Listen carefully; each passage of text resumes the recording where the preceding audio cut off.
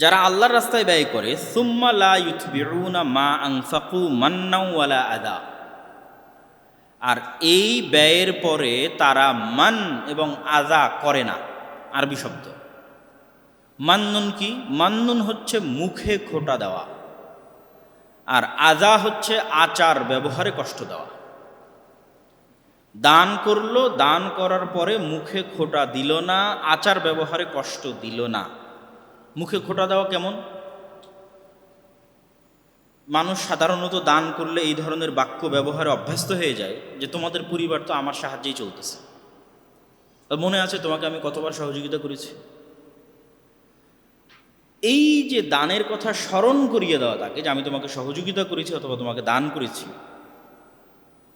সেটা ব্যক্তি হোক, পরিবার হোক, প্রতিষ্ঠান হোক, এটা হলো মৌখিক কষ্ট দেওয়া।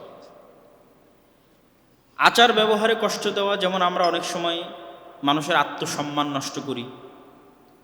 তাকে দেখা যাচ্ছে যে এই নিয়তেই আমি হয়তো দান করতেছি যেন সে আমার অনুগত থাকে, আমার কথায় ওঠে এবং আমার কথায় বসে, আমার ওয়াফাদার থাকে, আমার প্রতি লয়াল থাকে।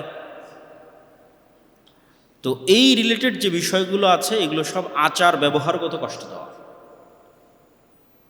তো এই দুটো যদি না ঘটে, দান করলো আল্লাহর রাস্তায়, মৌখিক কষ্ট দিল না, আচার ব্যবহারগত কষ্ট দিল না, তাহলে লাহুম আজরুহুম ইনদা রাব্বিহিম, এদের প্রতিদান আছে তাদের প্রতিপালকের কাছে, এদের দানের প্রতিদান তারা প্রতিপালকের কাছে পাবে।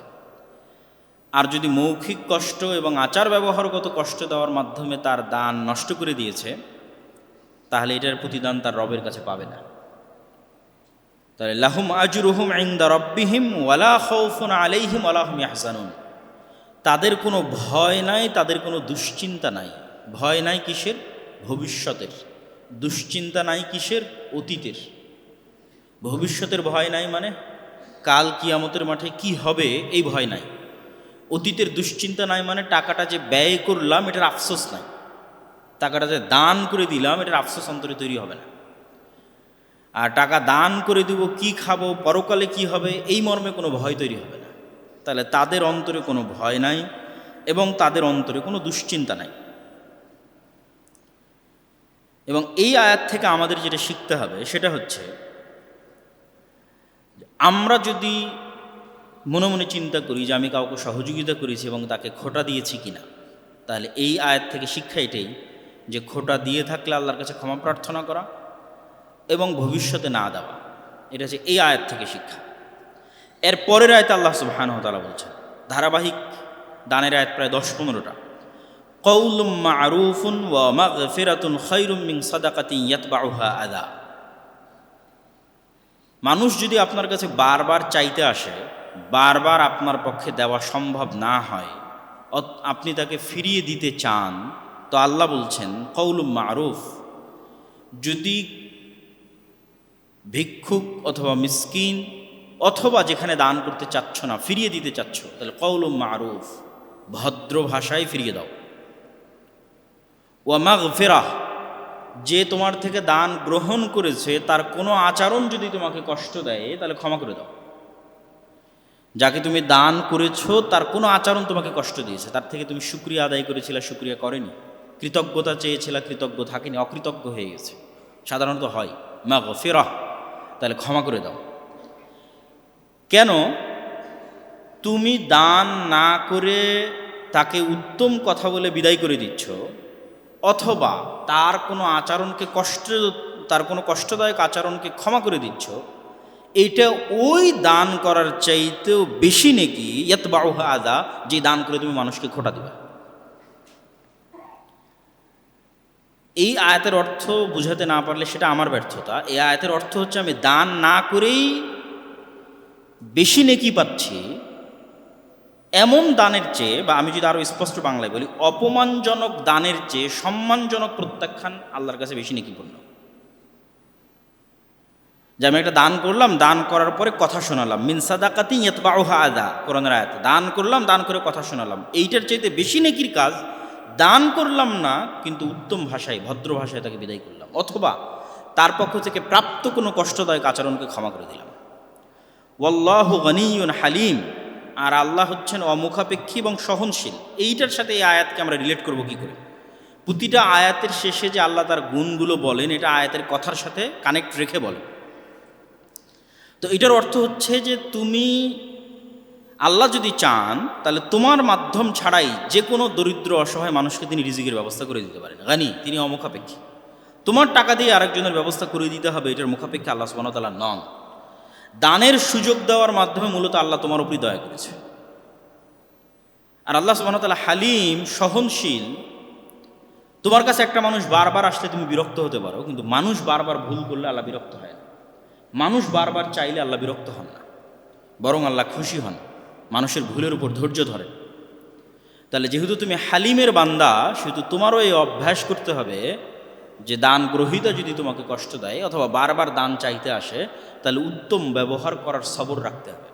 এটা হলো আয়াতের অর্থের সাথে আল্লাহর গুণের কানেকশন, যে আল্লাহ ওই আয়াতের মধ্যে যে তার এই দুইটা গুণ তুলে ধরলেন, যে তিনি অমুখাপেক্ষী, তিনি সহনশীল। তো অর্থ কি? অর্থ হচ্ছে তোমার দানের মুখাপেক্ষী আল্লাহ নন, এটা হলো অমুখাপেক্ষীর অর্থ।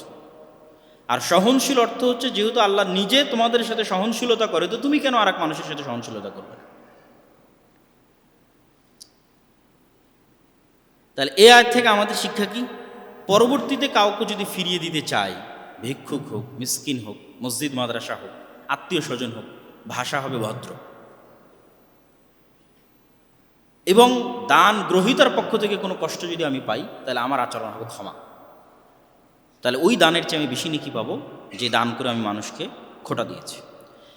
তারপরে আয়াতে আল্লাহ সুবহানাহু ওয়া তাআলা বলছেন, ইয়া আইয়ুহাল্লাযীনা আমানু, হে ইমানদারগণ, লা তুবতিলু সাদাকাতিকুম, তোমাদের দানকে বাতিল করে দিও না, দানের নেকিকে বাতিল করে দিও না, বিল মান্নি ওয়াল আদা, খোটা দেওয়ার মাধ্যমে। ওই আগের যে শব্দ দুটো ব্যবহার করেছেন, দুই শব্দ দুটোই। কাল্লাযী ইউনফিকু মালাহু রিআ আন-নাস, দান করে খোটা দিলে তোমার দানের নেকি ওইভাবেই বাতিল হয়ে যাবে যেইভাবে একটা মানুষ লোক দেখানো দান করে। কাল্লাযী ইউনফিকু মালাহু রিআ আন-নাস, যে মানুষকে দেখানোর জন্য দান করে, ওর দানের নেকি যেভাবে বাতিল হয়ে যাবে, যে মানুষকে দেখানোর জন্য দান করে না, আল্লাহর জন্যই দান করেছে কিন্তু দানের পরে খোটা দিয়েছে, ওর দানের নেকি ওভাবে বাতিল হয়ে যাবে। ওয়ালা ইউমিনু বিল্লাহি ওয়াল ইয়াউমিল আখির, আর তারা আল্লাহ এবং পরকালের উপর ঈমান রাখে না। এই যে দুই ধরনের মানুষের উদাহরণ আল্লাহ দিলেন, যে দান করে খোটা দেয় এবং যে লোক দেখানো দান করে, এই দুই ধরনের মানুষ কেন এই আচরণ করে? কেননা আল্লাহ এবং পরকালের প্রতি তাদের অগাধ এবং গভীর বিশ্বাস নাই। যখনই মানুষের পরকাল এবং আল্লাহর প্রতি গভীর বিশ্বাস তৈরি হয়ে যাবে, তখন অটোমেটিক তার দানের মধ্যে থেকে লোক দেখানো হারিয়ে যাবে, এবং অটোমেটিক সে দান করার পর ওই দানকে ভুলে যাবে। কেননা ওই দানের নাকি সে পরকালে চায়, তাহলে তো সে আর মানুষকে খোটা দিবে না। তাহলে এই দুইটা রোগের উৎপত্তি কোথায়?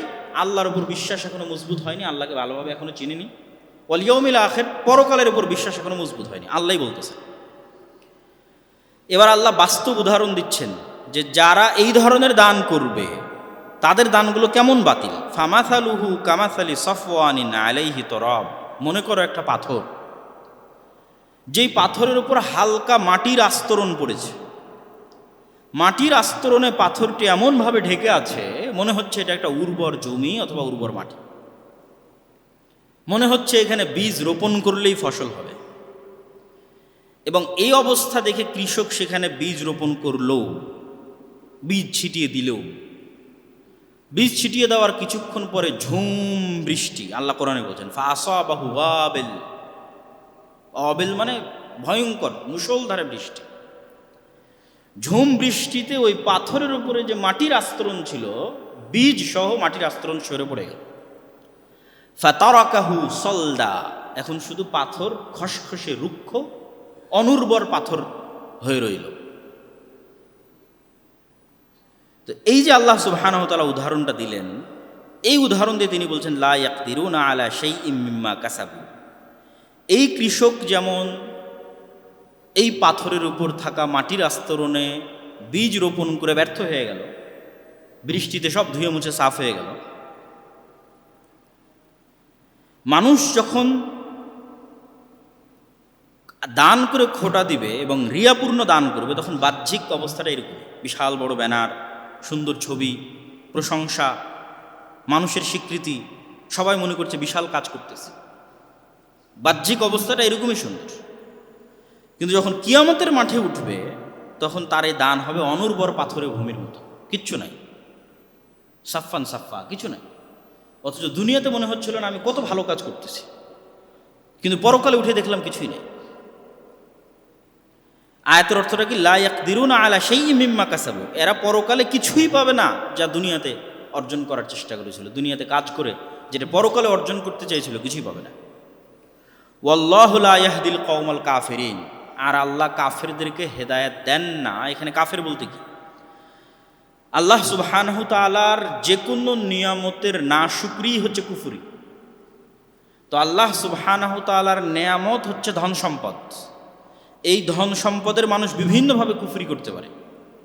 দান না করে কৃপণতা অবলম্বন করা এটাও কুফরি, দান করে খোটা দেওয়া এটাও কুফরি, লোক দেখানো দান করা এটাও কুফরি। আল্লাহু লা ইয়াহদিল কওমাল কাফিরিন, যারা এই ধরনের কুফরিতে লিপ্ত আল্লাহ তাদেরকে হেদায়েত দেবেন না। আয়াতের শেষের যে বাক্য থাকবে তার সাথে পুরো আয়াতের একটা কানেকশন থাকবে। তাহলে এই আয়াত থেকে আমরা কি শিখলাম, যে আমাদের দান যদি লোক দেখানো হয় তাহলে সেই দান এইভাবে বাতিল হয়ে যাবে।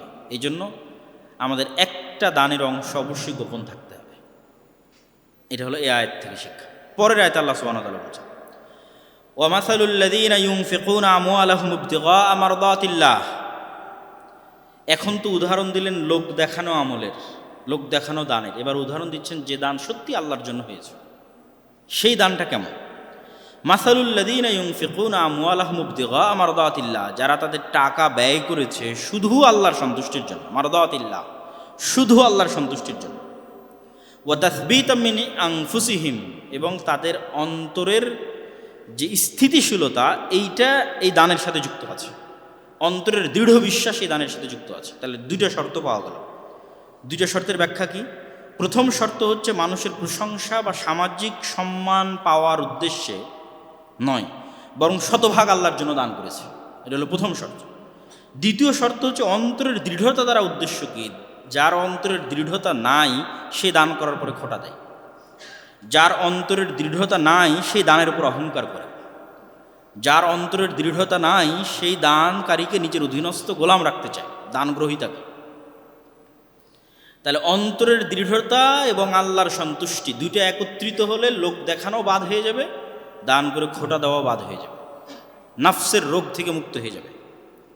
তথা দান শুধু টাকার পরীক্ষা নয়, বরং দাতার চরিত্র এবং দাতার অন্তরের পরীক্ষা, দুই পরীক্ষা দিয়ে পাশ করতে হবে। দান শুধু টাকার পরীক্ষা নয় যে আসলে দিয়ে দিলাম, না, আমার চরিত্র এবং আমার অন্তরের পরীক্ষাও, আমি কি আল্লাহর সন্তুষ্টির জন্য দিচ্ছি না লোক দেখানোর জন্য দিচ্ছি, এটাতেও পাশ করতে হবে।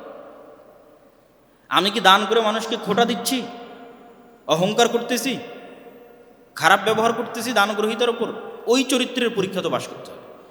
এই দুটো পরীক্ষায় যারা পাশ করবে তাদের উদাহরণ কেমন, কামাসালি জান্নাতিন বিরবওয়াতিন আসাবাহা ওয়াবিল, উঁচু জায়গায় খুবই উর্বর একটা জমি, সেই উর্বর জমিতে বিশাল বৃষ্টিপাত হয়েছে, ফাআতাত উকুলাহা দি'ফাইন, তারপর ওই জমির ফসল হয়েছে দ্বিগুণ, ফাইল্লাম ইউসিবহা ওয়াবিল, আর যদি বেশি বৃষ্টিপাত না হয়, হালকা বৃষ্টিপাত হয়, ফাতল, তবুও ওই জমির জন্য এই অল্প বৃষ্টিপাতই যথেষ্ট।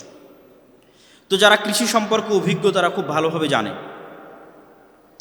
যে যখনই কোনো উঁচু জায়গায় জমি হয় এবং উর্বর জমি হয় তখন সেখানে আলো বাতাস এবং অক্সিজেনের চলাচল ভালো হয়, কোথাও পানি জমে থাকে না, বৃষ্টি হওয়া মাত্রই যতটুকু পানি প্রয়োজন তা বাদে বাকিটা নেমে যায়, ড্রেনেজ সিস্টেম ভালো হয়, গাছের গোড়ায় পচন ধরে না। ফলত এরকম উঁচু জায়গায় যদি ভালো উর্বর জমি হয় তাহলে এখানে যদি ভালো বৃষ্টিপাত হয় তাহলে আল্লাহ বলছেন ফসল উৎপন্ন হবে দ্বিগুণ। আর যদি ভালো বৃষ্টিপাত না হয়, হালকা পাতলা বৃষ্টিপাত হয়, তাহলে ওই জমির জন্য যথেষ্ট, ফসল আবাদ হয়ে যাবে। এই উদাহরণ থেকে এই দানের সাথে কানেকশনটা কি? এই উদাহরণ থেকে এই দানের সাথে কানেকশন হচ্ছে কারো অন্তরের যে জমিন, কারো অন্তরের জমিন যদি এই উঁচু জায়গায় হওয়ার যে গুণাবলী, এই গুণাবলীতে থাকে, যেমন ঈমান দ্বারা উর্বর হয়, ইখলাস দ্বারা উর্বর হয়, কি পরিমাণ দান করছেন এটা ধর্তব্য নয়, আপনার অন্তরের ঈমান এবং ইখলাস চরম উর্বর, উঁচু জায়গার জমির মতো। তাহলে এই উর্বর জমিতে এখন যদি 1 টাকাও দান হয় যথেষ্ট, যদি 500 টাকাও দান হয়, আল্লাহ সুবহানাহু ওয়া তাআলা একে 2 গুণ 3 গুণ 4 গুণ ওই উত্তম ফসলের মতো বাড়িয়ে দেবেন। তো আল্লাহ সুবহানাহু ওয়া তাআলা এই উদাহরণ দিয়ে আমাদের যেটা স্পষ্ট করতে চাচ্ছেন সেটা হচ্ছে দানের ক্ষেত্রে পরিমাণ আল্লাহর কাছে ধর্তব্য নয়, অন্তরের ঈমান এবং ইখলাসের উর্বরতা আল্লাহর কাছে ধর্তব্য। বেশি দান করলে উর্বর জমির মতো কয়েক গুণ সওয়াব বাড়বে, সামান্য দান করলেও যদি তা ইখলাস থেকে আসে তাহলে অল্প বৃষ্টির মতো সেটিও পরকালের বাগানকে সজীব করে তুলবে। কারণ আল্লাহ সুবহানাহু ওয়া তাআলার দরবারে দানের মূল্য শুধু টাকার অঙ্কে নয়, নিয়তের সততা, হৃদয়ের দৃঢ়তা এবং রবের সন্তুষ্টি আসল। এবার আল্লাহ সুবহানাহু ওয়া তাআলা সবশেষে বলছেন, ওয়াল্লাহু বিমা তা'মালুনা বাসীর, আয়াতের শেষে, আর তোমরা যা করো আল্লাহ তা জানেন। তাহলে এইটাকে আয়াতের সাথে মিলাবেন কিভাবে? তোমরা কে লোক দেখানোর জন্য দান করো এটাও আল্লাহ জানেন, তোমরা কে রবের সন্তুষ্টির জন্য দান করো এটাও আল্লাহ জানেন। এটা হলো এই কথার সাথে এই আয়াতের মিল। পরের আয়াতে আল্লাহ সুবহানাহু ওয়া তাআলা বলছেন, আয়াওয়াদ্দু আহাদুকুম আন তাকুনা লাহু জান্নাতুম মিন নাখিলিন ওয়া আনাব। আচ্ছা, তোমরা কল্পনা করো তো যে একজন বৃদ্ধ মানুষ যে সারা জীবন পরিশ্রম করে একটা সুন্দর বাগান তৈরি করেছে, আল্লাহ এই উদাহরণ দিচ্ছে, এবং এই বাগানে খেজুরের গাছ আছে, আঙ্গুরের গাছ আছে, নানা ফলমূলের গাছ আছে, এবং এই বাগানের নিচ দিয়ে নদী নালা প্রবাহিত পাশ দিয়ে, আর এটিই তার জীবনের একমাত্র সঞ্চয়, শেষ বয়সের আশ্রয়। আর তার ছেলে মেয়ে অনেক দুর্বল, অত্যন্ত দুর্বল। তার ছেলে মেয়ের জন্য একমাত্র এই যে বাগানটা সে তৈরি করেছে এটাই সম্বল। ঠিক এই মুহূর্তে একটা আগুনবাহী ঝড় এসে পুরো বাগানটা পুড়িয়ে দিল। এই উদাহরণটা আল্লাহ দিচ্ছেন। এই উদাহরণের অর্থ কি? উদাহরণের অর্থ হচ্ছে, যদি এই বৃদ্ধ মানুষটি যুবক বয়সে এই ঘটনা ঘটত তাহলে সে আবারও চেষ্টা করে এরকম একটা বাগান তৈরি করতে পারত। কিন্তু এমন সময় এই আগুন এসে পুড়ে দিল যখন সে বার্ধক্যে পৌঁছে গেছে, শয্যাশায়ী, মৃত্যু শয্যায় শায়িত। এখন আর নতুন করে তার পক্ষে বাগান তৈরি করা সম্ভব নয়, আর তার সন্তানেরাও দুর্বল। তাহলে এই ক্ষতিটা কতটা ভয়াবহ তোমরা কি চিন্তা করতে পারো? এই কথা আল্লাহ সুবহানাহু ওয়া তাআলা কোরআন মাজিদে উদাহরণ দিয়ে বলতেছেন। তো এই উদাহরণের সাথে আমাদের দানের আলোচনায় আল্লাহ সুবহানাহু ওয়া তাআলা কি বুঝাতে চাচ্ছেন? আল্লাহ বুঝাতে চাচ্ছেন যে পরকালে নেক আমল হারিয়ে ফেলা এর চাইতে বেশি ভয়াবহ। আমি বার্ধক্য বয়সে আমার পুরো ব্যবসায়িক সাম্রাজ্য ধ্বংস হয়ে গেল, আমার পুরো কৃষি জমি ধ্বংস হয়ে গেল, এটা যতটা ভয়াবহ, পরকালে আমি আমার দুনিয়ার নেকি হারিয়ে ফেললাম এটার চেয়ে বেশি ভয়াবহ। দুনিয়াতে সালাত আদায় করেছি, সিয়াম পালন করেছি, দাওয়াতি কাজ করেছি, প্রতিষ্ঠান করেছি, মানুষকে সাহায্য করেছি, কিন্তু রিয়া, অহংকার, খোটা, মানুষের মনে আঘাত, জুলুম, এগুলো দিয়ে আমার এই আমলের বাগানকে আমি পুড়িয়ে দিয়েছি। দুনিয়াতে ক্ষতিগ্রস্ত হলে মানুষ নতুন করে চেষ্টা করতে পারে, কিন্তু মৃত্যু এসে গেলে নতুন করে আমল করার আর সুযোগ থাকে না। পরকাল থেকে পৃথিবীতে ফিরে আসার আর সুযোগ থাকে না। যে আমলের উপর ভরসা করেছিল সে, যে আমলের উপর ভরসা করে সে পরকালে উঠেছিল, পরকালে দেখছে তা পুড়ে ছাই হয়ে গেছে। তাহলে তার অনুতাপ ওই মৃত্যুসজ্জায় শায়িত ব্যক্তির চেয়ে বেশি হবে, যে তার মৃত্যুসজ্জায় দেখতেছে তার পুরো বিজনেস ইন্ডাস্ট্রি পুড়ে গেল, অথবা তার পুরো কৃষি জমি পুড়ে ধ্বংস হয়ে গেল।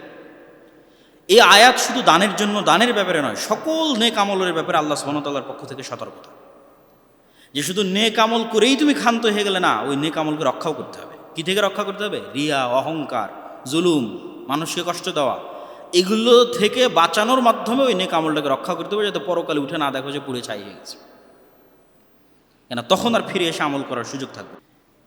এই আয়াত থেকে আমরা কি শিখব? এই আয়াত থেকে আমাদের জন্য যেটা শিখার সেটা হচ্ছে, আমরা এমন একটা আমল চিন্তা করি যে আমল আমি করি, কিন্তু ওই আমলটা আমারই কোনো আর এক আমলের কারণে নষ্ট হয়ে যাচ্ছে, এবং ওই আমলটাকে আমি কিভাবে বাঁচিয়ে রাখবো এটার পরিকল্পনা করি, যেন পরকালে আমার এই আমল ধ্বংস না হয়ে যায়। তারপরে আল্লাহ সুবহানাহু ওয়া তাআলা বলছেন, সবই দান কেন্দ্রিক আয়াত, ধারাবাহিক সূরা বাকারায়, ইয়া আইয়ুহাল্লাযীনা আমানু আনফিকু মিন তাইয়্যিবাতি মা কাসাবতুম। এতক্ষণ মোট 4টা উদাহরণ দিয়েছেন আল্লাহ সুবহানাহু ওয়া তাআলা। এতক্ষণ একটা উদাহরণ দিয়েছিলাম সর্বপ্রথম, জমিতে বীজ রোপণ করলো 700টা হলো, যেন পরকালে বীজ রোপণ করলো আল্লাহ আরও বাড়িয়ে দিল। 2 নম্বর উদাহরণ দিয়েছি আমরা কি, কেউ নিষ্ঠার সাথে দান করলো যেন উঁচু উর্বর জমি, অল্প বৃষ্টিপাত হলেও যথেষ্ট, বেশি বৃষ্টিপাত হলে কয়েক গুণ বাড়িয়ে দিবে। তাহলে অন্তরে এখলাস আছে, অল্প দান করলেও সমস্যা নেই, বেশি দান করলে তো নূর না আলা নূর, 2 গুণ 4 গুণ 5 গুণ বাড়িয়ে দিবে আল্লাহ। 3 নম্বর উদাহরণ কি ছিল, একটা পাথর, সে পাথরের ওপর মাটির আস্তরণ, বীজ রোপণ করলাম, বৃষ্টি এসে সব ধুয়ে মুছে সাফ করে দিল, এটা লোক দেখানো এবং খোটা দেওয়া। 4 নম্বর কি ছিল, বৃদ্ধ বয়সে দেখলো যে তার পুরো বাগান পুড়ে যাচ্ছে, পুরো বিজনেস ইন্ডাস্ট্রি পুড়ে যাচ্ছে, কিয়ামতের মাঠে উঠে দেখছে দুনিয়ার সব আমল বাদ হয়ে গেছে। এতক্ষণ যাবৎ আমরা এই 4টে উদাহরণ আল্লাহ কোরআনে তুলে ধরেছেন, আমরা আলোচনা করলাম। এবার আল্লাহ কি বলছেন, এবার আল্লাহ সুবহানাহু তাআলা দান যে করবেন আপনার সম্পদটা কেমন হওয়া উচিত, কি থেকে দান করবেন সেটার কথা বলছেন। ইয়া আইয়ুহাল্লাযীনা আমানু, হে ইমানদারগণ, আনফিকু, দান করো, মিন তাইয়্যিবাতি মা কাসাবতুম, তোমাদের উত্তম অর্জন থেকে, তোমাদের যে উত্তম রিজিক আছে সেটা থেকে দান করো। মিম্মা খারাজনা লাকুম মিনাল আরজ, আর তোমাদেরকে আমি আল্লাহ মাটি থেকে যা উৎপাদন করে শস্য দানা দিয়েছি সেটার থেকে দান করো। ওয়ালা তায়াম্মামুল খাবিথা মিনহু তুনফিকুনা ওয়ালাস্তুম বিআখিযি, এত নিকৃষ্ট পচা ধচা অকেজো জিনিস দান করিও না যেটা তোমাদেরকে দিলে তোমরা নিজেরাই নিবে না, তোমাদেরকে যদি দেওয়া হয় তাহলে তুমি নাক সিটকাবা। আং তুকমিদু ফি মানে নাক সিটকানো, চোখ বন্ধ করে আসা। ওয়া আলামু, আর জেনে রাখো, আন্নাল্লাহ গানিয়ুন হামিদ, আল্লাহ মুখাপেক্ষী এবং আল্লাহ চির প্রশংসিত, সদা প্রশংসিত। তো এই আয়াতের মধ্যে আল্লাহ সুবহানাহু ওয়া তাআলা তাইয়্যিবাত, উত্তম, উত্তম মানে 2 দৃষ্টিতে উত্তম হতে হবে। এক, হালাল, হারাম ইনকাম, চুরি করা, ডাকাতি করা, দুর্নীতি করা, মিথ্যা বলে ইনকাম করা, অবৈধ উপায়ে ইনকাম করা, সুদের মাধ্যমে ইনকাম করা আল্লাহ গ্রহণ করবেন না দান, কেন আল্লাহ নিজে পবিত্র, তিনি গ্রহণ করবেন না। 2 নম্বর কি, মানে কোয়ালিটিতে উত্তম। এই আয়াত যখন অবতীর্ণ হয় তখন মসজিদে নববীতে আহলুস সুফফা নামে একদল সাহাবী থাকতো, যাদের জন্য মদিনার মানুষেরা খেজুরের দানা এবং আঙ্গুরের দানা মসজিদে নববীতে ঝুলিয়ে যেত। তো এমনও মানুষ এই কাজ করত যে তার খেজুরগুলোর মধ্যে যেটা একটু হালকা পচা পচা ভাব হয়েছে, আঙ্গুরগুলোর মধ্যে যেটা হালকা পচা পচা ভাব হয়েছে, ওগুলো এসে এখানে ঝুলিয়ে দিয়ে যেত। তখন আল্লাহ সুবহানাহু ওয়া তাআলা আয়াত অবতীর্ণ করে বললেন, যেটা যদি পাল্টা তোমাকে দেওয়া হয় তুমি নিবা না। তাহলে দান মানে তোমার ডাস্টবিন নয়, দান মানে তোমার অপ্রয়োজনীয় জিনিস ফেলে দেওয়ার জায়গা নয়, তোমার অপ্রয়োজনীয় কাপড় চোপড় বা ইত্যাদি ফেলে দেওয়ার জায়গা না। দান মানে তোমার সর্বোত্তমটা দিতে হবে, মিন তাইয়্যিবাতি মা কাসাবতুম, হালাল এবং তোমার প্রিয় উত্তমটা দিতে হবে। আর ওয়া আলামু আন্নাল্লাহ গানিয়ুন হামিদ, আর জানো আল্লাহ অমুখাপেক্ষী কি, যে তোমার দানের প্রয়োজন নাই, তোমাকে আল্লাহ, তোমার দানের প্রয়োজন নাই যে তোমাকে এই ধরনের দান করতে হবে, আল্লাহ অমুখাপেক্ষী। তোমার দান ছাড়াই উনি দাওয়াতি কাজও চালিয়ে নেবে, মসজিদ মাদ্রাসাও চালিয়ে নেবে, জেহাদও চালিয়ে নেবে, সবই চালিয়ে নেবে, গরিব মিসকিনও খাওয়ার ব্যবস্থা করে দেবে। অর্থাৎ দান করলে ভালোটা করো। আর হামিদ, আল্লাহ সুবহানাহু ওয়া তাআলা সদা প্রশংসিত। তাহলে এই আয়াত থেকে কি শিখবেন, এই আয়াত থেকে আমরা শিখব যে আমি এমন একটা কিছু দান করার চেষ্টা করি যেটা আমার কাছে প্রিয়, এরকম একটা খুঁজে বের করি এবং আমার প্রিয় জিনিস দান করি। এবার দানটা কোথায় করব সেটা আল্লাহ সুবহানাহু ওয়া তাআলা কোরআন মাজিদে বলতেছেন। ইয়াসআলুনাকা মাযা ইউনফিকুন, তারা আপনাকে জিজ্ঞেস করে কি দান করব। এটার ব্যাখ্যায় মুফাসসিরিন ইকরাম লিখেছেন কতটুকু পরিমাণে দান করব। তখন আল্লাহ বললেন পরিমাণের দরকার নাই, তোমরা তোমাদের সাধ্য অনুযায়ী দান করো, কিন্তু কোথায় দান করবে এটা মনে রাখতে হবে। কোথায় দান করবে, ফালিল ওয়ালিদাইন, 1 নম্বর বাপ মায়ের পিছনে ব্যয় করো। আমরা কোথায় ব্যয় করব বা কতটুকু ব্যয় করব, এটার উত্তরে আল্লাহ কতটুকু ব্যয় করব তার উত্তর না দিয়ে বলছেন কোথায় ব্যয় করবে সেটা ঠিক করো। 1 নম্বর পিতামাতার পিছনে ব্যয় করো, ওয়াল আকরাবিন, নিকট আত্মীয়ের পিছনে ব্যয় করো, ওয়াল ইয়াতামা, এতিমদের পিছনে ব্যয় করো, ওয়াল মাসাকিন, মিসকিনদের পিছনে ব্যয় করো, ওয়াবনিস সাবিল, পথিকদের পিছনে ব্যয় করো, ওয়ামা তাফআলু মিন খাইরিন ফাইন্নাল্লাহা বিহি আলিম, আর তোমরা প্রত্যেক যে কল্যাণের কাজ করবে সেই কল্যাণের কাজ সম্পর্কে আল্লাহ জানে। এর 1-2 আয়াত পরে আল্লাহ সুবহানাহু ওয়া তাআলা এবার স্পষ্ট করছেন কতটুকু দান করবে। ইয়াসআলুনাকা মাযা ইউনফিকুন, আবারও জিজ্ঞেস করলো যে কি দান করবে, মানে কতটুকু। আল্লাহ বললেন কুলিল আফওয়া, প্রয়োজনের বাইরে যা আছে সেটা দান করে দাও। তোমার দৈনন্দিন প্রয়োজন, মাসিক প্রয়োজন, ফ্যামিলি, সন্তান সন্ততি, এই প্রয়োজনের বাইরে যা আছে সেটা আল্লাহর রাস্তায় ব্যয় করো। এবার এর পরের আয়াতে আল্লাহ সুবহানাহু ওয়া তাআলা দান করতে মানুষের অন্তরে যে বাধাগুলো তৈরি হয় সেটা নিয়ে আলোচনা করছেন। আল্লাহ বলছেন আশ-শাইতানু ইয়াইদুকুমুল ফাকর, এতক্ষণ যে দানের লম্বা উদাহরণ দিলাম, এবার হয়তো আপনি সিদ্ধান্ত নিচ্ছেন দান করবেন। তো দান করার যখন সিদ্ধান্ত নেবেন তখন শয়তান এসে আপনাকে ভয় দেখাবে। আল্লাহ বলছেন, আর শয়তান ইয়াইদুকুমুল ফাকর, শয়তান দারিদ্রতার ভয় দেখাবে, যে টাকা দিলে কমে যাবে, ছেলে মেয়ে কীভাবে পড়বে, ওইটা কিভাবে হবে, বাসা কিভাবে কিনবেন, জমি কিভাবে কিনবেন, ফ্ল্যাট কিভাবে কিনবেন, গাড়ি কিভাবে কিনবেন। ইয়াইদুকুমুল ফাকর, দারিদ্রতার ভয় দেখায়। ওয়ায়ামুরুকুম বিল ফাহশা, শয়তান যেমন একদিকে দানের চিন্তা করলে দারিদ্রতার ভয় দেখায়, ওই জায়গাতেই শয়তান উল্টা আবার অন্যায় এবং অপব্যয়ের পথে খরচ করার আদেশ দেয়। যখন কক্সবাজার ঘুরতে যাওয়ার দরকার হয়েছে অথবা কোনো কিছু অপচয় করার দরকার হয়েছে, মার্কেটিং, শপিং, রেস্টুরেন্ট, তখন ওই শয়তানই আবার অন্তরের মধ্যে দিয়েছে, আরে এত টাকা জমা করে কী হবে, একটু ঘুরে ফিরে শেষ করো না, একটু খেয়ে দিয়ে শেষ করো না। আল্লাহ কোরআনে এভাবে বলছেন। শয়তানের দুটো বিপরীত চরিত্র আল্লাহ তুলে ধরছেন। আর শয়তান ইয়াইদুকুমুল ফাকর, যখন দান করতে যাবা তখন সারা দুনিয়ার সব কাজ স্মরণ করাই দেবে। তোমার ছেলে মেয়ের এটা আছে, মেয়ের বিবাহ আছে, ফ্ল্যাট কিনা আছে, গাড়ি কিনা আছে, উমুক তুমুক, অতএব দান করিও না, দারিদ্রতার ভয়। এবার যখন অপচয়ে রেস্টুরেন্ট, ঘোরাফেরা, আড্ডা, সেটাতে যখন খরচ করতে হবে তখন আরও উৎসাহ দেয়। ওয়ায়ামুরুকুম বিল ফাহশা, যখন অন্যায়ের পথে খরচ করতে যাবে তখন শয়তান তোমাকে উৎসাহ দেবে যে দুনিয়াটা অল্প দিনের খাই দিয়ে শেষ করো, খরচ করে, তো জমা করে কী করবা, আনন্দ করো। এবার আল্লাহ বলছেন, আমি কি করি, ওয়াল্লাহু ইয়াইদুকুম মাগফিরাতাম মিনহু ওয়া ফাদলা, আর আমি আল্লাহ তোমাদেরকে দুটো ওয়াদা দিই। শয়তান তোমাদের একটা ভয় দেখায় আর একটা আদেশ দেয়, আমি আল্লাহ দুটো ওয়াদা দিই। আমি ওয়াদাবদ্ধ মাগফিরা, শয়তান তোমাদেরকে যতই গুনাহ করাক আমি ওয়াদা দিচ্ছি ক্ষমা করে দেবো, আসো ফিরে আসো। ইয়াইদুকুম মাগফিরা, আল্লাহ তোমাদেরকে ক্ষমার ওয়াদা দিচ্ছে। ওয়া ফাদলা, আর আমি তোমাদেরকে ওয়াদা দিচ্ছি দান করো, আমি বাড়িয়ে দেব। শয়তান ভয় দেখাচ্ছে দারিদ্রতার, আমি তোমাদেরকে আশ্বাস দিচ্ছি, আশ্বস্ত করছি যে আমি বাড়িয়ে দেব, এবং আমি তোমাদেরকে আশ্বস্ত করছি শয়তান তোমাদের গুনাহ করাচ্ছে, আমি ক্ষমা করে দেব। ওয়াল্লাহু ওয়াসিউন আলিম, আর আল্লাহ সুবহানাহু ওয়া তাআলা প্রশস্ত। ওই আগের 4-5 আয়াত পূর্বে আল্লাহ বলেছিলেন যে আল্লাহ প্রশস্ত, মানে আল্লাহ অনেক ধনী।